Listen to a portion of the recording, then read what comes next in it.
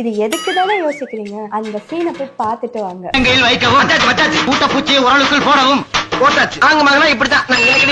அது மூட்டை பூச்சிக்கு, இது கரப்பாம்பூச்சிக்கு.